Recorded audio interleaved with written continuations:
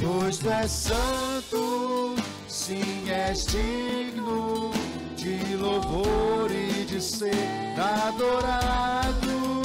És bondoso, Pai querido, dentre todas as coisas tu és verdadeiro, Senhor.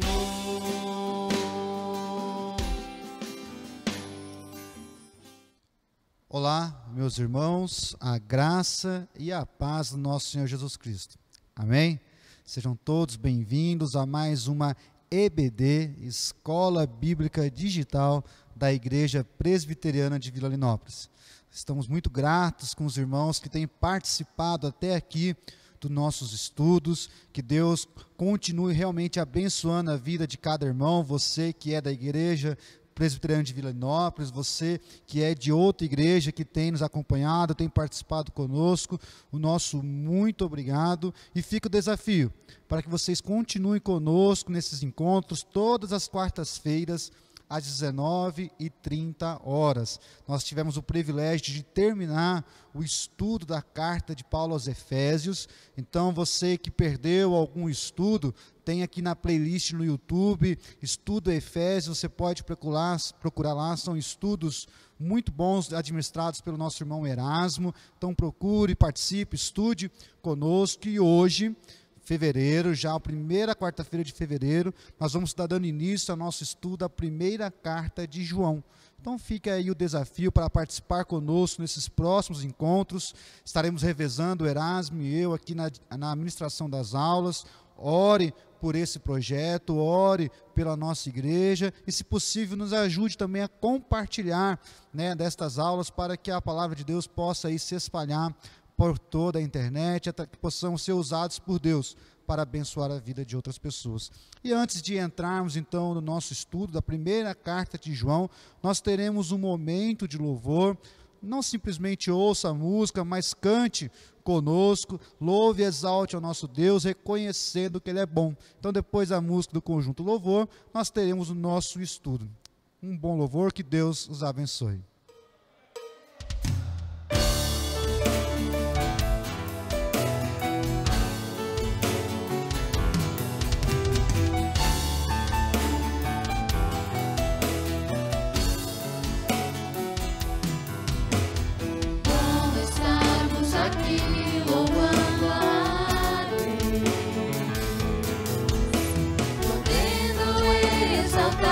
Seu santo nome.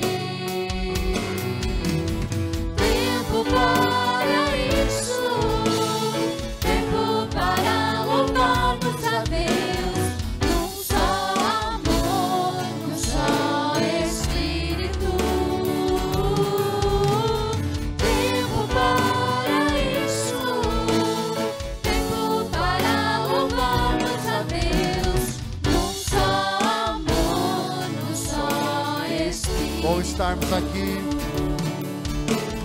Bom estarmos aqui louvando a Deus, podendo exaltar seu santo nome. Tempo para isso, tempo para louvarmos a Deus. Um só amor, um só Espírito. Tempo para isso, tempo para louvarmos a Deus. Um só amor, um só Espírito. Deus venha nos abençoar. Deus venha nos abençoar e que essa união nunca falte para nós. Deus venha nos abençoar e que essa união nunca falte para nós. Tempo para isso. Tempo para isso, tempo para louvarmos a Deus. Um só amor, um só Espírito.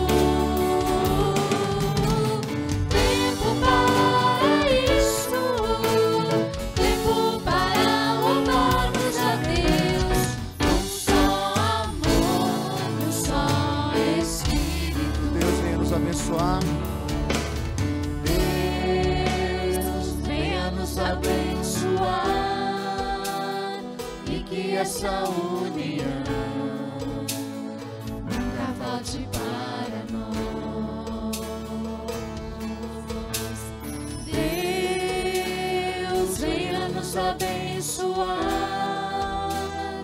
e que essa união nunca falte para nós.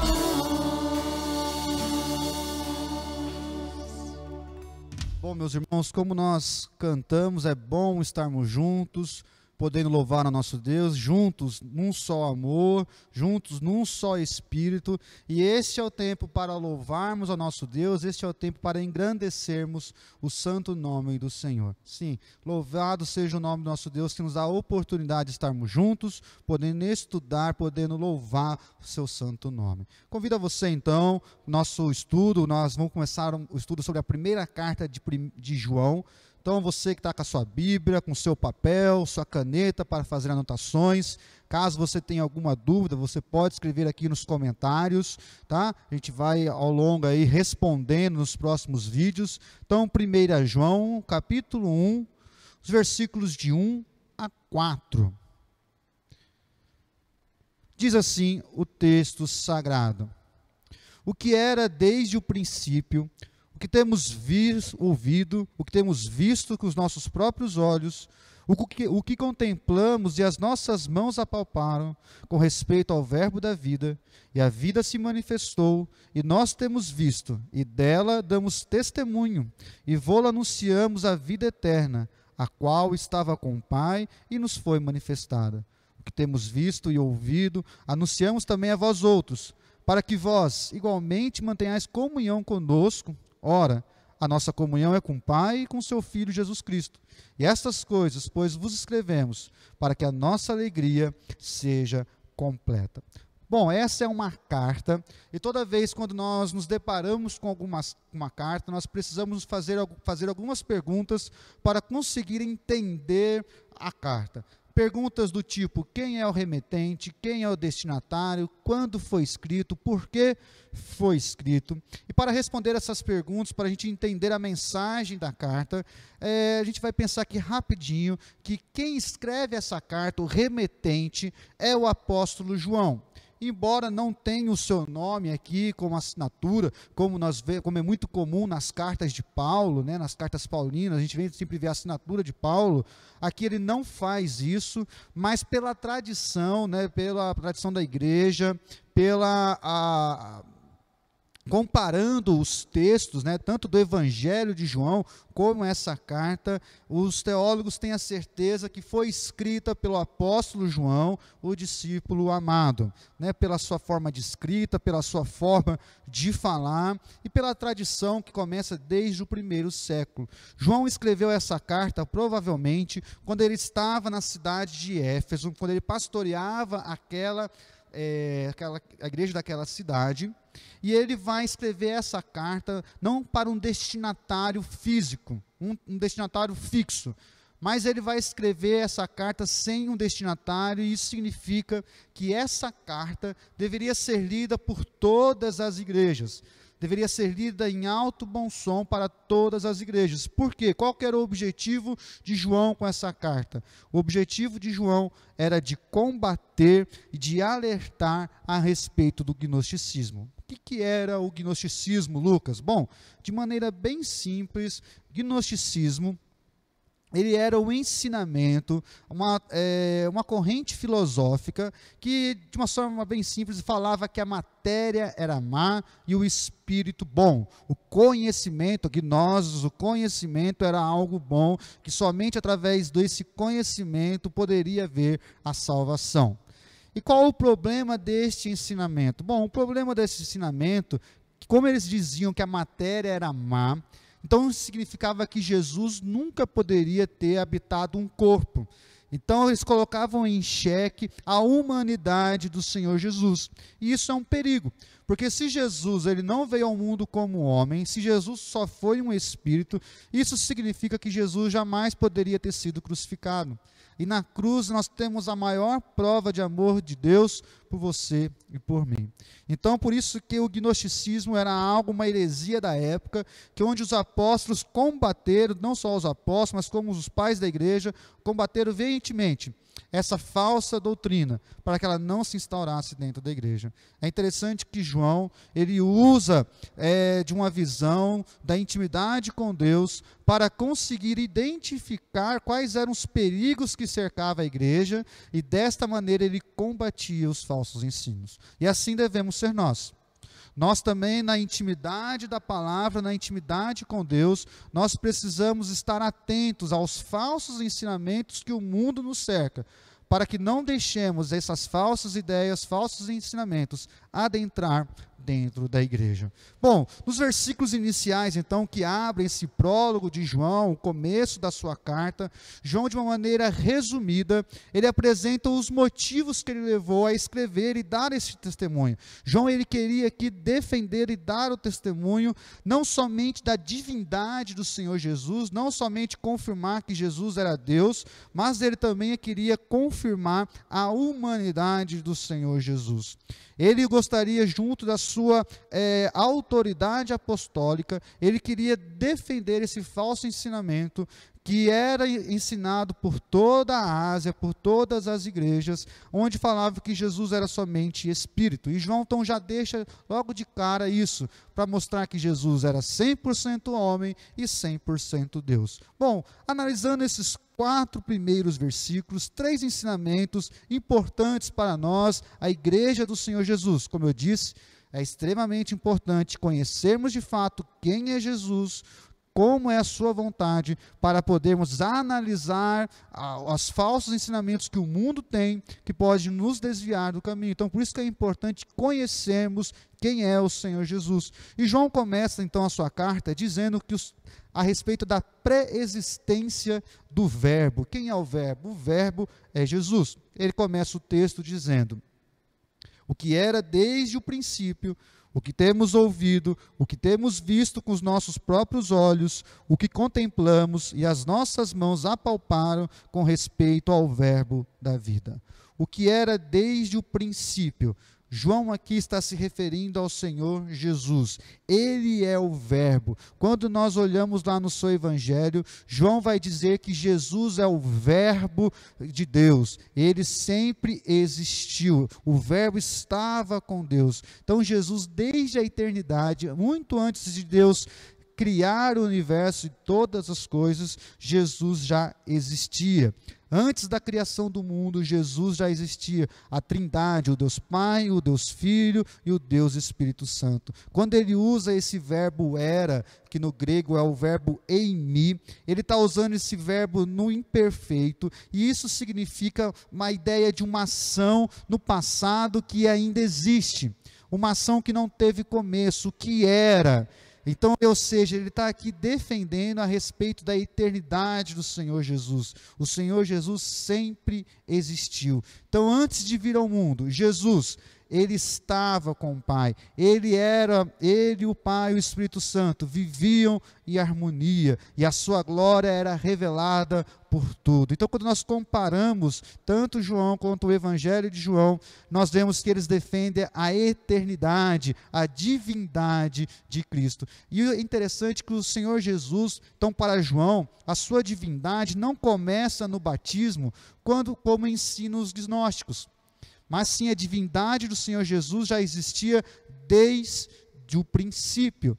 E aqui, princípio, é o princípio de todas as coisas. Bom, neste primeiro versículo, João também não defende somente a divindade do Senhor Jesus, né, a sua eternidade, como ele também defende a sua humanidade. Ele vai dizer aqui no texto: o que temos ouvido, o que temos visto, com os nossos próprios olhos, o que contemplamos e as nossas mãos apalparam com respeito ao Verbo da vida. João emprega aqui palavras vívidas para defender que o Senhor Jesus, ele era homem real com corpo físico. E ele vai usar então do seu testemunho: olha, eu vi, eu ouvi, eu contemplei, eu peguei, né, ele usa dos 3 sentidos mais nobres que nós temos na vida, do enxergar, do ouvir, do apalpar. Então João não está dizendo ele está dizendo de uma experiência física, uma experiência real. O Senhor Jesus não era somente Espírito, somente Deus, mas ele também tinha a sua humanidade. É interessante que a humanidade de Jesus acontece mesmo após a sua morte. Os evangelhos dão testemunho disso. Basta lembrarmos da história de Tomé. Jesus, quando ressuscita, ele fala para Tomé: Tomé, pode apalpar, pegue aqui nas minhas mãos e veja que sou eu mesmo. E aqui ainda nesse primeiro versículo, 2 verbos nos chamam a atenção: o verbo contemplar e o verbo apalpar. O primeiro verbo, o contemplar, ele nos dá a ideia de uma contemplação tranquila, ou seja, aquela ideia de que o objeto está parado, você também está parado e você contempla o objeto com calma, com tranquilidade. Não é aquela coisa em movimento que você acha que viu e você não tem certeza o que era. Não, essa ideia do contemplar é algo quando você contempla uma paisagem parada, com calma. Então João tinha certeza daquilo que ele estava vendo. E outro verbo importante, o apalpar, é a mesma ideia de um cego que precisa, para ter conhecimento de algo, ele sai apalpando, tocando, e nesse apalpar o cego consegue identificar, conhecer o objeto. Então João usa desses 2 verbos a fim de confirmar a respeito tanto da divindade do nosso Senhor Jesus, como também da sua humanidade. E ele vai dizer que Jesus, ele é o verbo da vida, ou seja, o verbo, Jesus é a própria essência da vida. Ele não é somente o doador da vida, mas como ele também é a essência da vida. Lá no seu evangelho, João usa a expressão logos para falar do verbo, e logos significa palavra. É interessante que essa expressão logos para a palavra, ela tem uma conotação assim impessoal. E agora João vai usar essa palavra, mudando o seu sentido para uma conotação pessoal. Ou seja, nós usamos de palavras para comunicar. É através de palavras que nós falamos o que estamos sentindo. Às vezes aí com a sua namorada, namorado, com a sua esposa ou marido, quando a gente não usa de palavras, fica difícil a gente saber o que o outro está pensando, o que o outro está sentindo. A gente precisa usar de palavras para a nossa comunicação. E Jesus, ele é a palavra de Deus. Jesus é o meio que nós temos tanto para conhecer e entender o Pai, como também para podermos falar, termos intimidade. Jesus é o meio pelo qual o Pai se revela, se deixa mostrar a nós. E dentro dessa ideia de se deixar revelar, se deixar mostrar, nós entramos no versículo 2, que fala a manifestação do verbo, e vemos também da comunhão que temos com esse verbo, que é Jesus. Diz assim o texto: e a vida se manifestou, e nós a temos visto, e dela damos testemunho, e vô-la anunciamos, a vida eterna, a qual o Pai nos foi manifestada. E a vida se manifestou, aquele que era desde o princípio, ou seja, Jesus que sempre existiu, ele não ficou ali isolado, ele não ficou ali longe, distante, mas João mostra e fala que ele se manifestou. Entre outras coisas, a vinda do Senhor Jesus para o mundo, não somente para salvar e resgatar os que creem, mas também para revelar da glória, da eternidade do Pai. Sim, Jesus, ele se manifesta, ele assume o corpo de homem, e habita entre nós, se manifestando. Essa manifestação de Jesus, ela acontece de uma maneira audível, visível, tangível, palpável, né?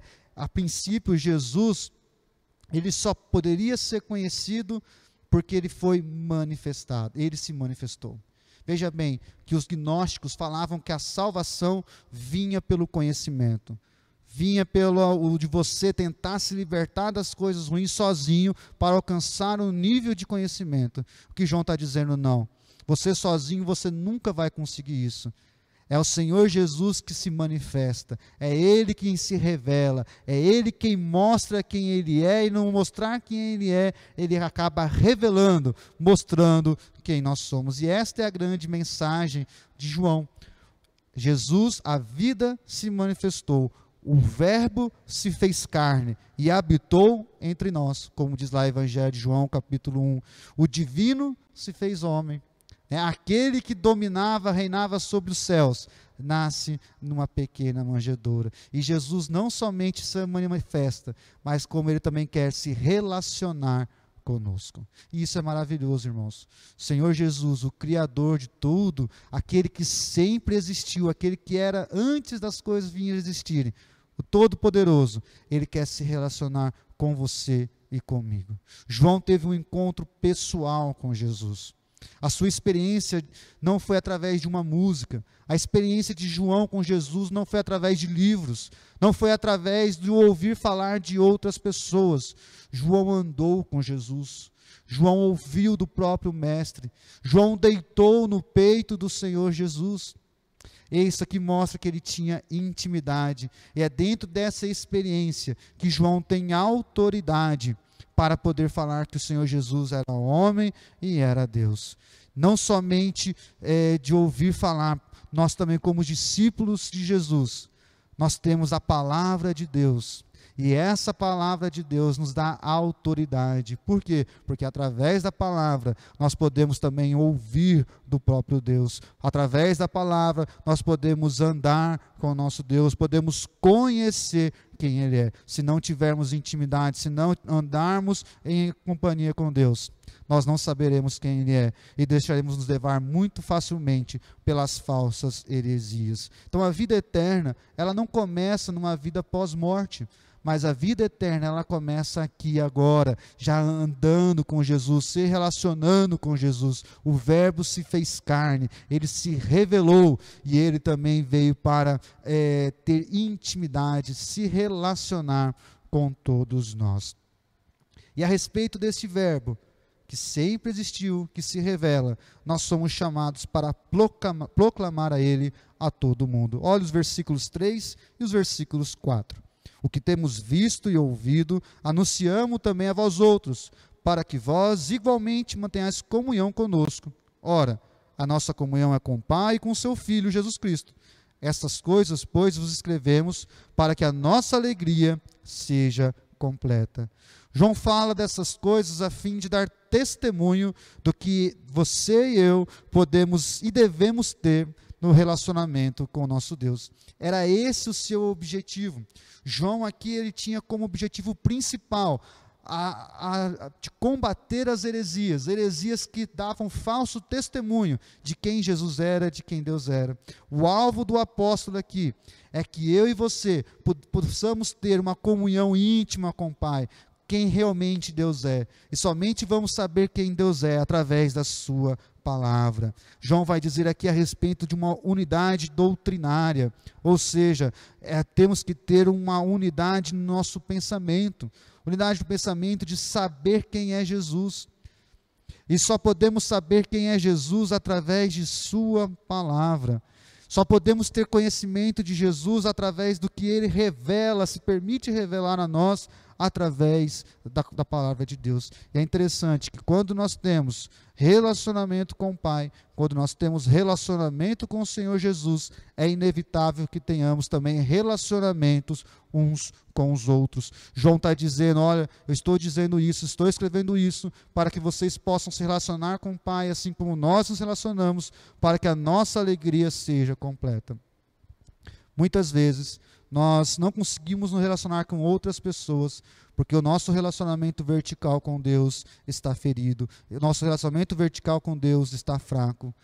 Precisamos, quando temos intimidade, quando andamos com Deus, é inevitável que o nosso relacionamento com outras pessoas flua de maneira natural, porque o nosso Deus é um Deus de amor, nosso Deus é um Deus de perdão, um Deus de misericórdia, e quando experimentamos isso a cada dia, nós também iremos fazer isso na nossa vida. Então João exerce a sua autoridade de alguém que viu, alguém que tocou, alguém que escutou, e nós também, como discípulos de Jesus, temos essa mesma autoridade através da palavra de Deus. E a nossa proclamação deve ser: Jesus vive. Sim, Jesus veio ao mundo, morreu na cruz para nos salvar e Ele está vivo. E nós anunciamos isso, que Cristo vive através das nossas vidas, através da nossa forma de viver. Sim, o Evangelho não é algo somente para ser compreendido, conhecimento, que nem os gnósticos falavam. O Evangelho é algo para ser vivido na prática, no dia a dia,